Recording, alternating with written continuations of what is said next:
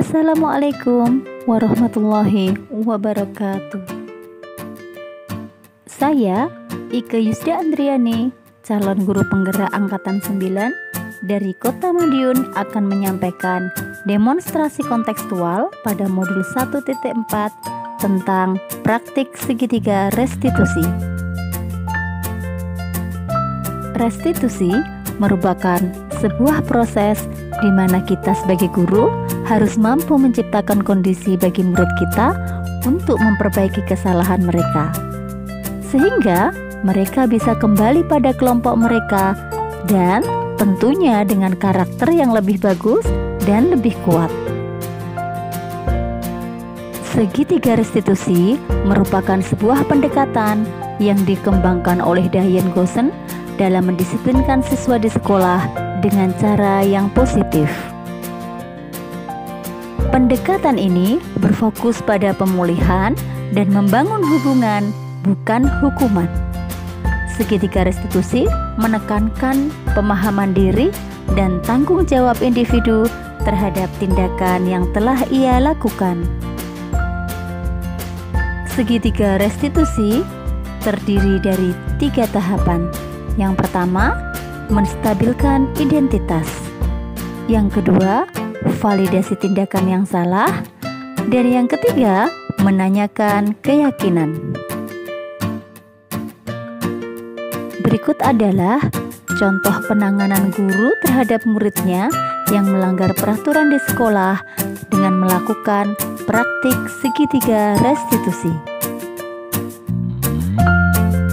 Contoh kasus 1.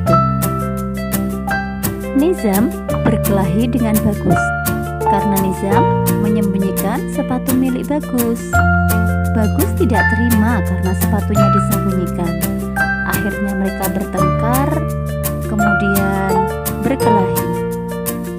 Nizam pun dipanggil oleh Bu Ike selaku gurunya. Waalaikumsalam warahmatullahi wabarakatuh. Duduk dulu, Nizam. Nizam? Ya. Nizam tahu kenapa hari ini dipanggil Bu Ike? Tahu. Tahu. Kenapa nak kira-kira dipanggil Bu Ike hari ini? Karena bertengkar dengan Bagus. Bertengkar dengan Bagus.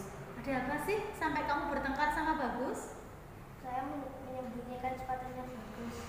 Menyembunyikan sepatunya Bagus? Iya. Terus? Saya bertengkar. Bertengkar, akhirnya berkelahi. Iya. Jadi kamu mengambil sepatunya Bagus, kamu sembunyikan, kemudian kalian berdua bertengkar, akhirnya berkelahi. Iya. Iya. Bagaimana sih perasaanmu setelah kamu berhasil menyembunyikan sepatunya si Bagus? Biasa saja. Biasa saja? Iya. Benar. Iya. Karena cuma bercanda. Bercanda aja. Nizam, Iya. Bu Ike tahu ya, semua orang itu pernah melakukan kesalahan sama seperti Nizam. Pernah mengambil sepatu temannya kemudian disembunyikan, pernah berkelahi, pernah bertengkar sama temannya. Cuma Nizam, Bu Ike memanggil kamu sini tidak untuk memarahi kamu, tidak untuk menghukummu ya nak ya. Ya. Jadi Bu Ike hanya ingin bertanya ke Nizam, apakah Nizam punya keyakinan kelas? Punya. Punya. Apa Zam? Salah satu aja keyakinan kelasmu itu apa? Menghargai teman. Menghargai teman, menghormati teman. Iya. Iya. Apakah yang kamu lakukan ini tadi, hari ini tadi menyembunyikan sepatunya Bagus, itu sudah sesuai dengan keyakinan kelasmu? Belum. Belum. Nizam tahu akibatnya kalau melakukan hal yang seperti itu? Tahu. Tahu apa akibatnya nak? Bagus tidak ingin berteman dengan saya. Nah, Bagus marah. Bagus nggak mau lagi berteman sama Nizam, ya. Ya. Nah, kira-kira Zam, setelah ini apa yang akan kamu lakukan, Zam? Meminta maaf kepada Bagus Hmm? dan berjanji tidak mengulanginya. Iya. Jadi setelah ini nanti silahkan Nizam kembali ke kelas, segera temui Bagus ya, Ya. dan meminta Maaf. maaf. Besok diulangi lagi? Tidak. Tidak, besok tidak diulangi lagi. Ya, gitu ya. Baik Nizam, silahkan kembali ke kelas. Segera datangi Bagus dan Bisa? Bisa. Oke, silakan kembali ke kelas ya, Nisa. Assalamualaikum. Waalaikumsalam warahmatullahi wabarakatuh. Contoh kasus yang kedua. Kevin sering terlambat datang ke sekolah karena ia suka nonton TV sampai larut malam. Kevin dipanggil oleh Bu Ike selaku gurunya. Waalaikumsalam warahmatullahi wabarakatuh. Silakan duduk, Kevin. Kevin tahu kenapa hari ini dipanggil Bu Ike ke sini? Karena terlambat datang ke sekolah. Karena terlambat datang ke sekolah. Apa sih nak yang terjadi sampai kamu hari ini datang terlambat sekolah? Karena menonton TV hingga larut malam. Tadi malam nonton TV sampai malam. Ya. Sampai jam berapa nak? Sampai jam 12. Sampai jam 12 malam? Ya. Nonton TV sampai jam 12 malam. Terus tadi pagi nggak bisa bangun pagi gitu? Tidak bisa. Tidak bisa bangun pagi. Kevin, Bu Ike tahu ya nak ya, setiap orang itu pernah melakukan kesalahan. Semua orang pernah nonton TV sampai malam, kemudian bangunnya terlambat dan datang ke sekolah akhirnya terlambat juga. Bu Ike tahu itu. Nah Kevin, Bu Ike memanggil Kevin ke sini itu tidak untuk dimarahi, tidak untuk dihukum, ya. Ya.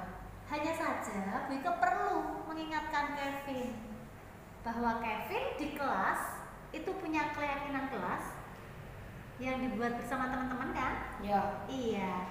Apa, Vin? Salah satu keyakinan kelasmu kira-kira? Tidak terlambat datang ke sekolah. Tidak terlambat datang ke sekolah. Artinya Kevin harus datang tepat Waktu waktu. Masuknya jam berapa?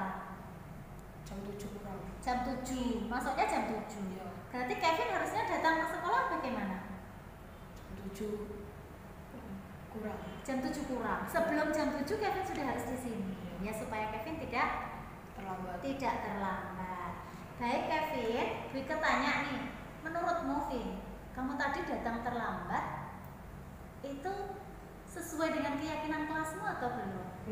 Belum. Kevin tahu akibatnya apa? Dalam pelajaran. Betul sekali. Kevin bisa ketinggalan pelajaran kalau terlalu sering Menonton. terlambat ya. Kevin tahu nggak apa yang akan Kevin lakukan supaya besok datang terlambat? Kevin besok masih ingin datang terlambat lagi atau tidak? Tidak. Benar.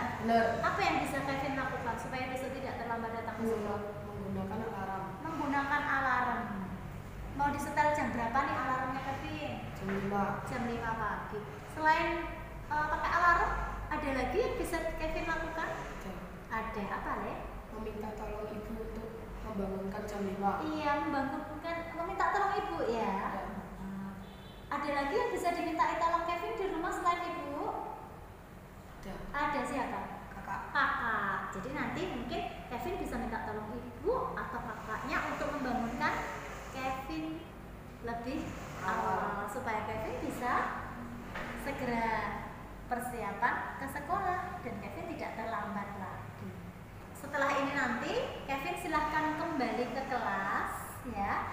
Silahkan Kevin nanti ikuti pelajaran supaya tidak tertinggal pelajarannya dan besok bisa datang tepat waktu. Bisa ingatkan kembali, besok Kevin bisa datang tepat waktu ya. Baik Kevin, silahkan kembali ke kelas dan segera belajar dengan teman-teman. Waalaikumsalam. Saya merasa nyaman saat Bu Ike menyelesaikan permasalahan saya dengan teman saya. Saya tidak dihukum saat melakukan kesalahan. Saya diajak untuk berdiskusi memperbaiki sikap saya untuk tidak mengganggu teman saya dan lebih menyayangi teman saya. Terima kasih. Saya merasa nyaman saat Bu Ike menyelesaikan permasalahan saya. Saya tidak diberikan hukuman oleh Bu Ike meskipun saya datang terlambat. Saya diajak diskusi dengan cara yang menyenangkan. Saya akan berusaha untuk tidak mengulangi kesalahan saya lagi. Terima kasih. Demikian demonstrasi kontekstual modul 1.4. Semoga dapat menginspirasi dan bisa bermanfaat. Terima kasih. Wassalamualaikum warahmatullahi wabarakatuh.